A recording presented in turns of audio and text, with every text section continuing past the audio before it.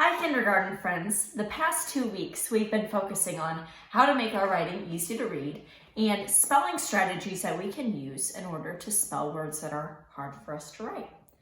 This week, I'm going to teach you all about how to write an all about book. So let's get started. I have created a chart for us. All about books do a few things. They teach information to your reader. They have pictures that teach your reader. And an all about book has information that you know a lot about. There are some things that all about books have. They have a heading, which is at the top of your page. They have a diagram or a picture that gives you more information. So my heading was about eyes, so I drew a picture of eyes. They have labels. I drew a line which connected to an eyebrow, so that tells my reader that I'm writing about an eyebrow. I have bold words, so those are important things. Eyes help you to see, so I made that bold. They have captions, which is right here, so it's giving me more information about the diagram that I drew. And they have a table of contents, which tells you where to find the information that's in your book. So the past few weeks in science, you've been learning more about animals and their characteristics. And you've been working on your animal projects, I hope. So I was thinking about animals that maybe you've been using for your animal projects. And I wanted to find about more information about a certain animal. And that animal was a raccoon. So I went on to Mayan and I was able to find 4 different books about raccoons. And I was able to read them and find more information because I have to know a lot about what I'm writing about. If I know very little, I probably shouldn't pick that subject for my all about book. So I went along with raccoons. So to get started, I want you to create a graphic organizer, and that just helps you organize your thoughts. So my topic is about raccoons, so I put that up at the top. And then I made 3 boxes for me to organize my facts. What I'm writing down in these boxes are actually what's going to be put down on my pages when I started my book. So 3 things that I learned about raccoons. Well, let's see, I wrote these down before we got started. Raccoons have dark masks that help them hide from their predators. They weigh between 10 to 30 pounds.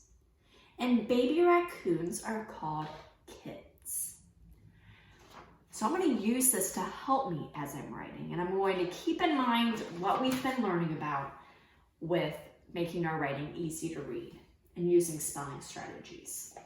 So I went and I used white pieces of paper again, and I actually took it just like this, and I took 3 pieces of paper and I folded it in half, and then I put 3 staples.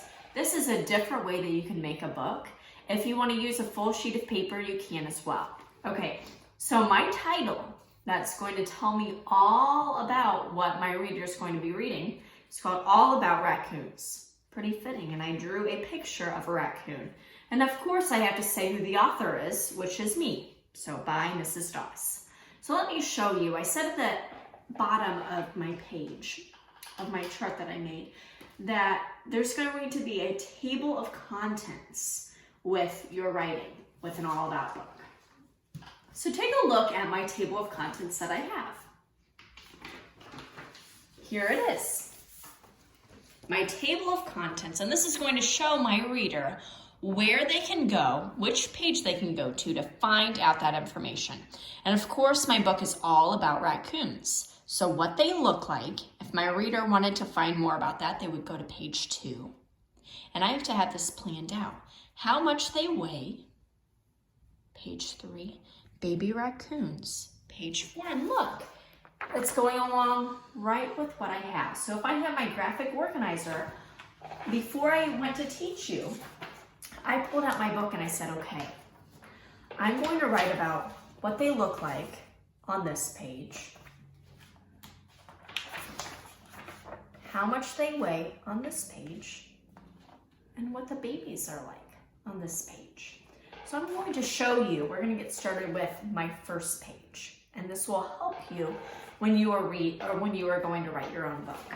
All right, so I'm writing about the masks of a raccoon, and they don't actually have masks, but their fur has been colored so that it looks like a mask, and they're very important that way. Okay, so I started off, I drew my picture just like what my All About books have. I have my heading here, so it's telling me all about the masks. I have my picture, got my label, my line is pointing to the mask, and I labeled that there. I have my caption, and then dark has been in bold because that's important. So let me think about what I want my sentence to say. Something that I learned about the masks was that the dark masks actually help the raccoons see at night because they're an animal that is called nocturnal, which means that they're up and around during the nighttime. So I'm going to say a raccoon's mask is dark to help them see at night. Let's write that.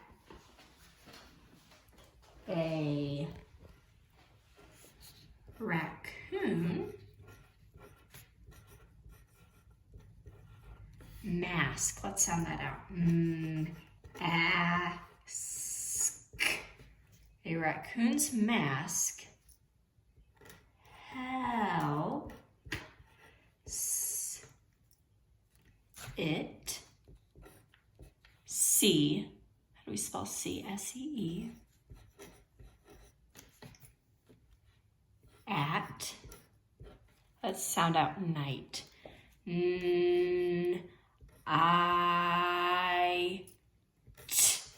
Now, what is something that I need to have to make my I say its name?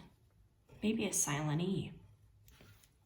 And I need a period at the end.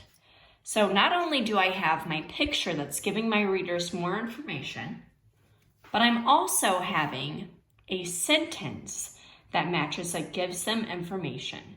Now, when I'm writing, I want to make sure that I can fill up my whole book with facts. I need to know true things that are happening with my animal or whatever I'm writing about. All right, friends, so go ahead and focus on your All About book this week. And I can't wait to join you again next week.